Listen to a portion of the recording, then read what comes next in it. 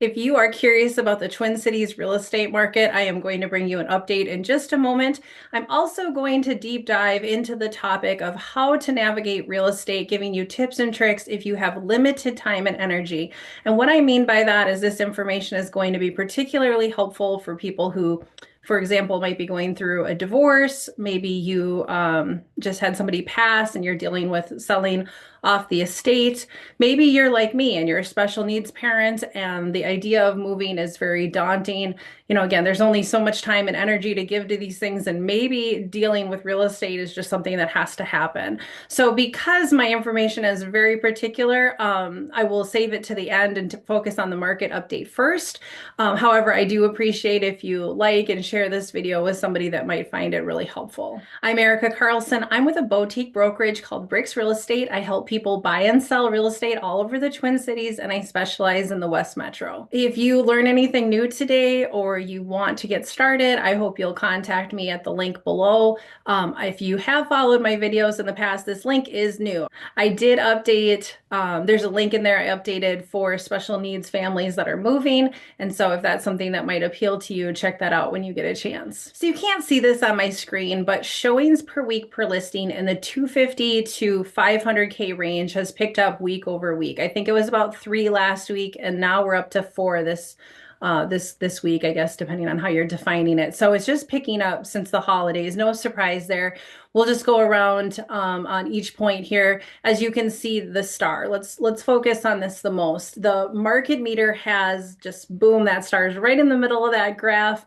And let's interpret what that means. On one side, we have the complete extreme of a buyer's market, and on the other side, we have an extreme seller's market.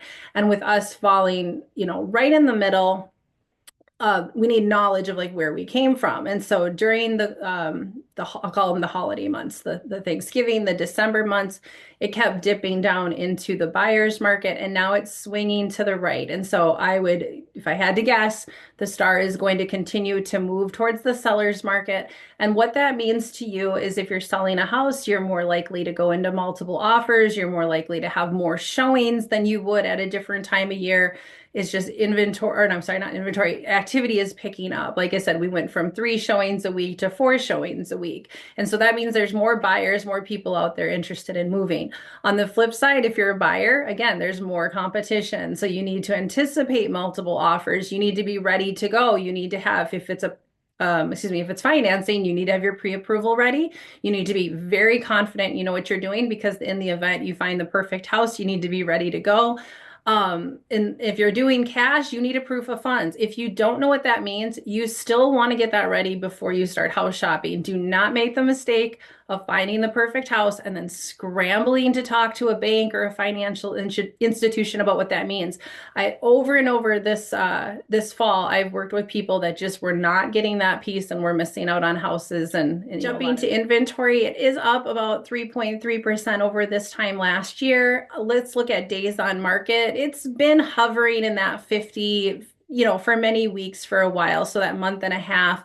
So if you're out shopping and you see a house that just hit the market and you plan to write an offer on it, you need to expect, probably not a price reduction, probably not a lot of wheeling and dealing when it first hits the market, but maybe after the 50 days. And again, work with your agent to decide what's best for you, because this is just such generic data. Like if you're just like basing your shopping experience on this video and you think, oh, well, it's, 52 days on market, I'm going to get one heck of a deal.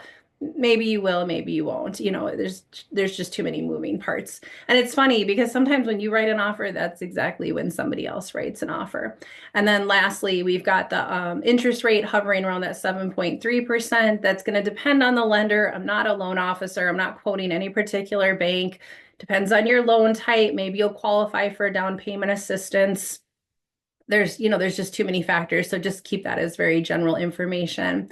So now, completely shifting gears, we're talking about trying to come up with ways to bring down the stress level when we have no time and energy. There's going to be times in some people's lives where it is all just too much. And now we're stacking a real estate transaction on top of things. And so, like I told you earlier, I'm very sensitive to this due to my own life experiences. I am a special needs mom, just full disclosure. I have not moved with him at this time, but things like taking an airplane with him can be extremely challenging. And even more honestly, sometimes just a trip to Target is very hard, let alone packing up our entire property, finding a new house, getting him acclimated to it.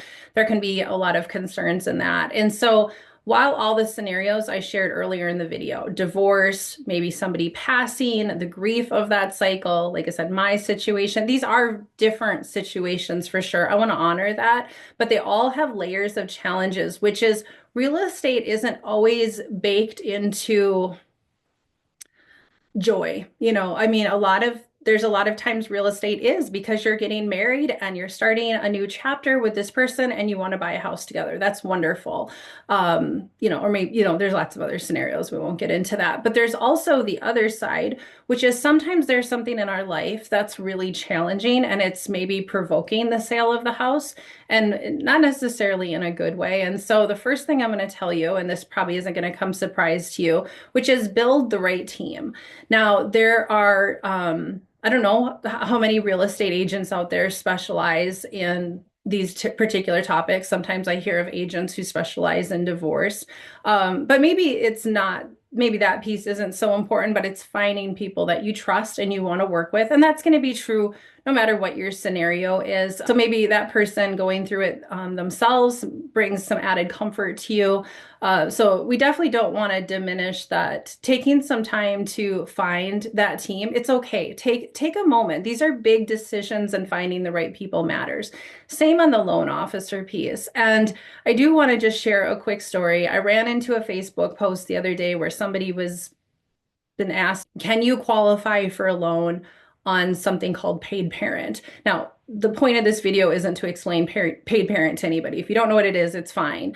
Just kind of stick with me here for a moment. But it is possible to qualify for a loan solely on paid parent. So piggybacking off the idea of your team, it might not be possible without the right team. If your agent doesn't know what paid parent is, if your loan officer doesn't understand it, so if you don't have these professionals that can kind of support you, you may feel like you're saying all the wrong things. You may not qualify for the loan because you didn't understand how to explain it to people. I think I know that's a very niche down particular type of scenario.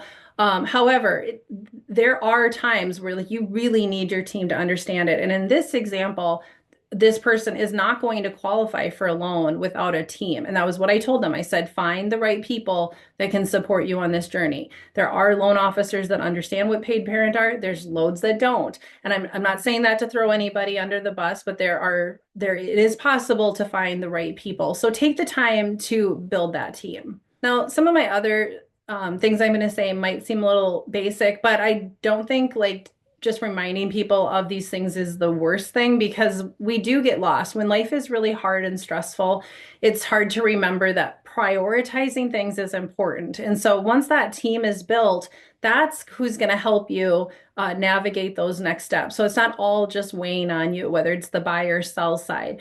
If it's the buy side, you might be thinking it's really time for you to prioritize what you're shopping for a house. For example, if you do have special needs children or you you have somebody with a wheelchair or something like that, one story is essential. And maybe it being located a certain distance from hospitals, just something like that needs to trump things well, I want a big backyard or things like that. We have to narrow down what's absolutely essential. And again, this advice really could be applied to anybody, but I think it's just a little bit more important when we're really particularly stressed and it feels like the world is on our shoulders. With your timeline, my next tip is try to be as flexible as possible. Again, I know that might not be possible for everybody in every situation, but if you're selling, maybe that'll open up some things asking for a rent back, or maybe you could offer a longer closing period. Again, on the buy side, if you can go month to month or something with your lease. So it takes off some of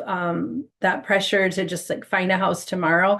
We want to buy you the right house versus finding the right time to do these things.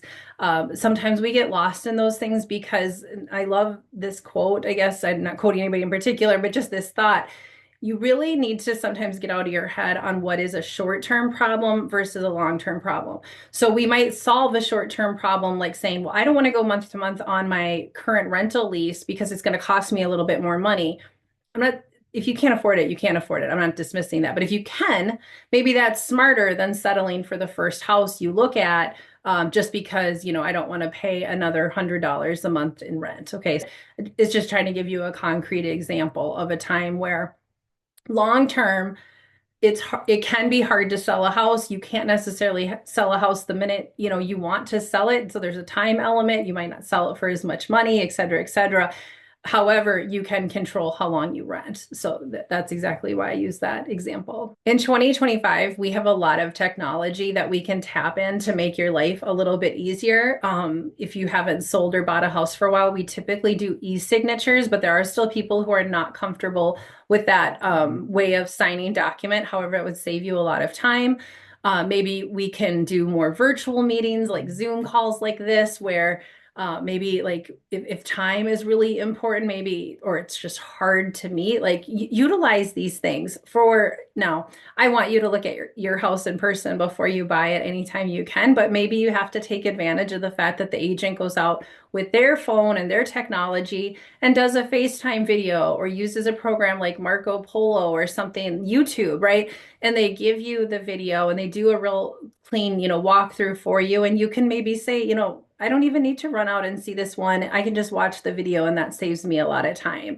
So again, tapping into people who know how to use these things. Again, e-signatures is kind of basic at this point, but there's other things to consider. So taking some time for yourself, this is my last tip. And like, honestly, if you told me this one, it would kind of annoy me because I know, again, I'm like very in tune with very stressful situations. And because, just because we've done it so much. And when people are saying to me, like, you have to take time for yourself, that's not always realistic. And maybe there's small ways that that can happen where you can just tune out the world for a little bit or let somebody else do something. Can you delegate a task?